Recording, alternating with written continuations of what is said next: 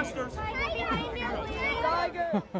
The stars have returned to Valhalla and the crowds have come to watch in person. Hundreds of fans rushing to the 18th hole to catch a glimpse of Tiger Woods. Woods, of course, signing dozens of autographs today.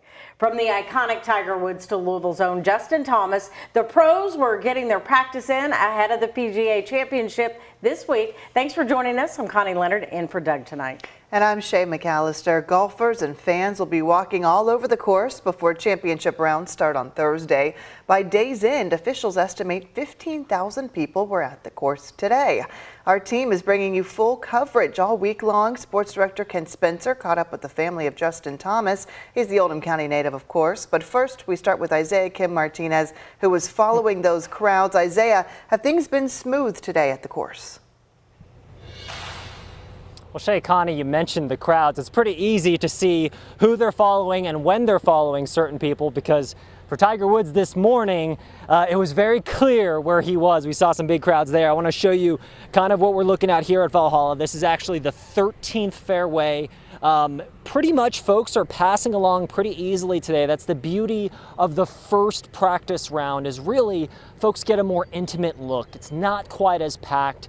It's about 10,000 people, say, before it gets to about 30 to 40,000 people. If you look in this direction, you see down the fairway, we got a couple professional golfers here giving their best practice rounds a go here. And of course, that beautiful 13th green. Now back to Tiger Woods. He was all the focus, all the show here today. A round of applause as if the tournament had already started. Hundreds of fans at the 18th green at Valhalla, including kids, flocking over for one glimpse, patiently waiting for Tiger Woods to sign something for them. The man of the people. Who is? Tiger Woods. Fern Creek's Greg Claycomb, starstruck. He says Tiger is the reason they play golf. What was it like to see him, up close like that? This is surreal, definitely. You see him on TV and in video games for 25 years.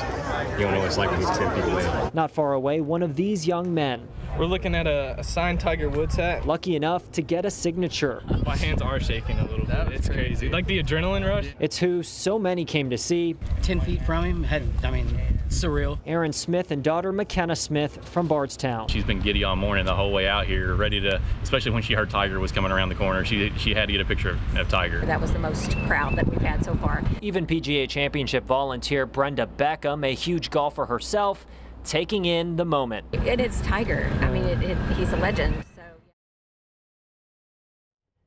A couple of golfers here hitting their approach shots. Now, I did actually speak with an LMPD spokesperson. I've seen officers on site throughout the day. They said they'll have a consistent presence throughout the week, not just following each golfer around, but being here for the community if anything were to happen. And obviously, if you see something, say something is what they preach. Another note they say, please take the shuttle from the Expo Center. Walk-ons are not happening according to them, and that's the best way to avoid congestion over on the very busy Shelbyville Road. Connie, Shay.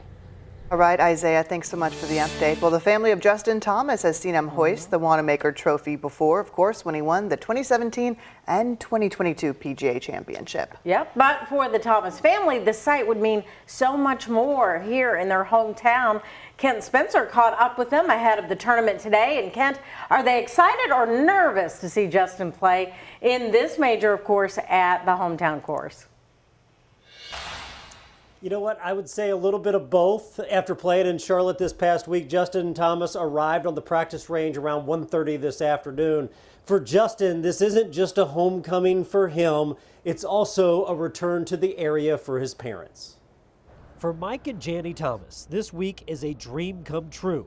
They will watch their son, Justin, tee it up in a PGA Championship at home. I think we're excited. I know we're excited, but I'm probably more nervous than normal. It took 30 minutes to walk from the clubhouse down to the putting green, people stopping, which is great. I mean, I have a lot of great memories of this area, and, they all support us, and that's cool.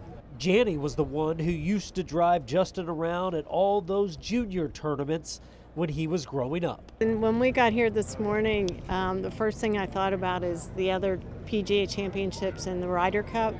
Justin being at that age that he wanted to be here all day, every day. And I just would come out and like, okay, you go run, I'll meet you here. Okay, you go run some more. And I mean, he couldn't have enough of it. Mike is Justin's swing coach. Being home is nice, but they have a job to do. We'll just have a job to do, and we'll just be focusing, you know, what kind of shape is your game in, and what do we need to do, and, you know, do the work that we can do, and then the rest of it's really out of my hands. Then I'm just a spectator. It's pretty clear this family, this week, is the hottest ticket in town. Tough week for ticket requests. Real tough week. Yes. Now, Mike and Jenny have both moved down to Florida to be closer to their son. Justin will meet with the media tomorrow morning, but his message since last week when he was honored with that Hometown Hero banner has been pretty consistent. This isn't just coming home. This is a business trip, and they are focused on winning a third PGA championship. Reporting live out of Valhalla, Ken Spencer, WHAS 11 News. Thank you, Kent. Love it. Love to see them back in town. Well, if you're still considering getting tickets to the PGA Championship, now's the time to jump on them. And resale tickets for tomorrow's practice round start at around $80 on sites like SeatGeek and StubHub. Prices go up every day to $100 on Wednesday, $175 on Thursday when the tournament begins. And for Sunday's final day of play, resale tickets are more than $200 right now. And if you're heading out to Valhalla tomorrow, here's what the schedule looks like for Tuesday. The shuttle starts running at 6:45 a.m. from the Kentucky Expo Center, but the gates to the course won't open until 7:30 a.m. Players will start their practice rounds at 7 a.m. until 7:30 at night, and the last shuttles will run until 8 p.m. If you'd like to get more information about the tournament, the shops, and the players, just text the word PGA to WHAS 11. You can text us at 502-582-7290. We'll send everything you need to know right to your cell phone. And that's really helpful too, by the way. I checked it out myself, and it's got all the information you need. And I tell you what, Christina, it looks like it was a perfect day to be out there. Yeah, one of the only really nice days, quite honestly, that we're going to have for the entire PGA tournament, whether it be the practice rounds or later on this week. Unfortunately, of course, it is May, and that is our wettest month typically here in Louisville. And tonight we are going to start to see the rain pushing into the area. Lots of us probably starting to see the clouds beyond the increase. And again, that's just that precursor of seeing the rain that we will in the next couple of hours. Not affecting our temperatures, though. Not much to complain about in that department, as we're just shy of 80 degrees right now here in Louisville. And then you're a little bit cooler farther to the south, and that's where you've really been dealing with that lingering cloud cover throughout this entire day. It's 71 right now in Litchfield, as well as for you folks in Hodgenville. But meanwhile, on the Indiana side of the river, we're all hovering right around 80 degrees. But as we check out radar and satellite right now, off to our west, we have some very light showers, sprinkles even, that are pushing into the Hardinsburg area and will continue to move into the area as the night continues. Expect it here in Louisville and stretching down to Shepherdsville and Bardstown, Kentucky by about 11 o'clock this evening. Then we're waking up dry, but not staying that way for long. I'll walk you through those shower and storm chances for your Tuesday coming up in just a bit. Shay and Connie. Good, thank you. Well, now to more news here at 5. It was a very violent Mother's Day weekend in the metro with 7 shootings in 2 days, leaving 5 people dead. In the most recent of those shootings, a teenager was involved. On 2:30 Saturday morning, 2 men were hurt in a shooting on Crystalline Lane, right near 3rd Street Road. Later that morning, officers found a man's body on Doncaster Way in Linden. After that, a man was killed on the railroad tracks near Crittenden Drive. And on Saturday night, police tell us a man died at the Velour at the Maples Apartments. That's in Okolona. Finally, a shooting at a club called the Hotspot killed 2 and hurt 2 others. Jose Alonso picks up the story from there.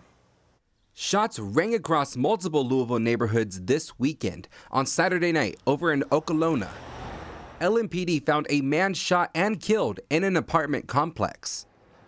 Another violent case LMPD responded to was at this bar in South Louisville on Saturday morning, where 4 people were shot and 2 ended up losing their lives. The doors here would usually be open by noon, but are currently closed, and on the door is an emergency suspension order from Louisville Metro Alcoholic Beverage Control. According to Mayor Greenberg's office, this is the first time they've been able to independently give the order without going through the state. We're taking action against the owners of places where crimes like this happen.